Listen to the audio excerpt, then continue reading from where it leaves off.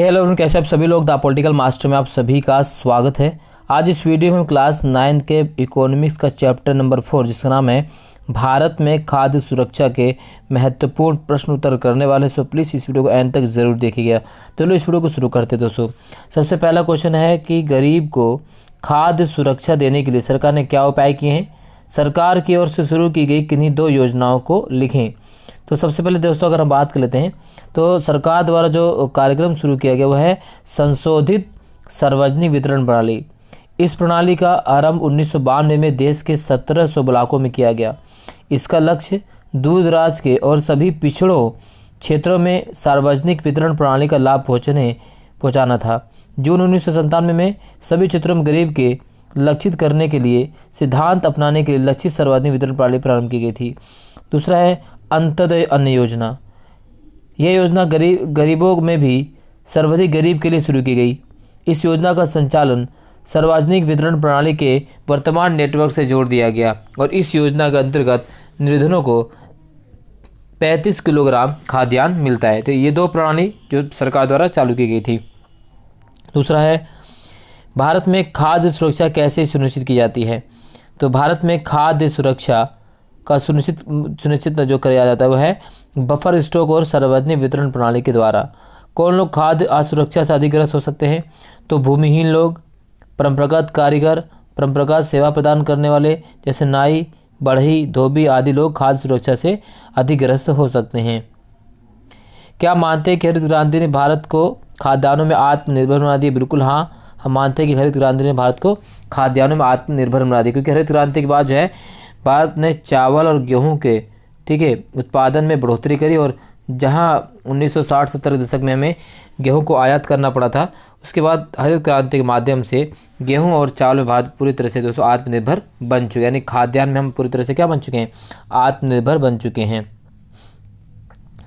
आपदा खाद्य आपूर्ति को कैसे प्रभावित करती है। तो आपदा खाद्य आपूर्ति कैसे प्रभावित करती है। पहला, खाद्यान्न के कुल उत्पादन कम हो जाता है। जैसे अगर कोई बाढ़, सुनामी या अन्य भूकंप आता है तो पूरा उत्पादन तो कम हो ही जाता है। दूसरा, प्रभावित क्षेत्र में खाद्यान्न में कमी हो जाती है, कीमतों में वृद्धि हो जाती है। लॉकडाउन इसका उदाहरण है। और यदि आपदा लंबे समय तक रहता है तो भूखमरी की स्थिति उत्पन्न हो सकती है। नेक्स्ट है मौसमी भूखमरी तथा दीर्घकालिक भूखमरी में अंतर स्पष्ट कीजिए। तो मौसमी भूखमरी क्या होती है। यह कृषि उत्पादन में आई गिरावट से उत्पन्न होता है, पूरे साल काम न मिलने से उत्पन्न होता है और बाढ़, सूखा जैसे आपदाओं से उत्पन्न होता है, जिसे हम मौसमी भूखमरी कहते हैं। उसके बाद दीर्घकालिक भूखमरी, ये हमेशा से कम आय वाले उस प्रकार की भूखमरी लगातार बने रहते हैं। वे खाद्यान्न खरीदने से असमर्थ होते हैं और ऐसी भूखमरी अपर्याप्त खुराक से भी उत्पन्न होती है। अगला है भूखमरी से आप क्या समझते हैं। भूखमरी एक ऐसी स्थिति है जिसमें खाद्यान्नों का संकट उत्पन्न हो जाने के कारण प्राणी भूख से मरने लगते हैं। बफर स्टॉक क्या है और सरकार इसे क्यों बनाती है। तो बफर स्टॉक की अगर हम बात करें तो जो किसान जब किसी फसल का उत्पादन करते हैं तो उस फसल में से कुछ जो हिस्सा होता है वो सरकार भविष्य के लिए सुरक्षित रख लेती है। जैसे कि कोई अकाल हो गया, महामारी फैल गई, तो उस समय अगर उत्पादन नहीं होता है तो उसी बफर स्टॉक से जो है सामान जो है सार्वजनिक रूप से जो है पहुँचाया जाता है। ठीक है।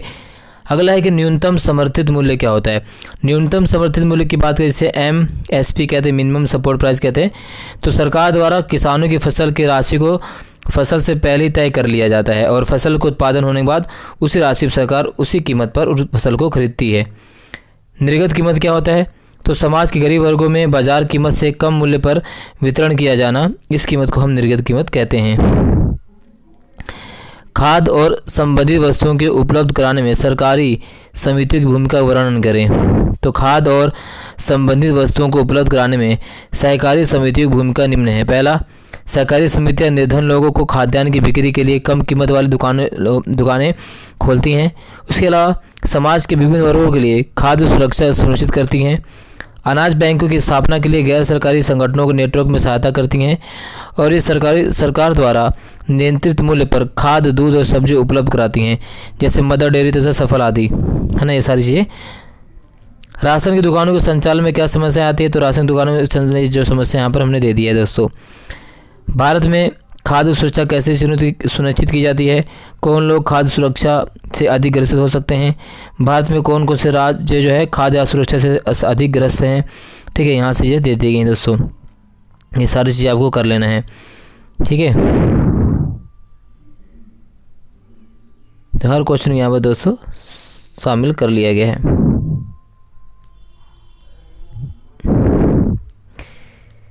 ठीक है, सारी चीज़ें आपको करनी है। उसके बाद कुछ महत्वपूर्ण प्रश्न यहाँ पर दिए गए हैं। बाद में खाद्य सुरक्षा क्या है। अगला है, क्या आप मानते हैं कि हरित क्रांति ने भारत को खाद्य में आत्मनिर्भर बना दिया है। तो सारी चीज़ें आपको कर लें दोस्तों।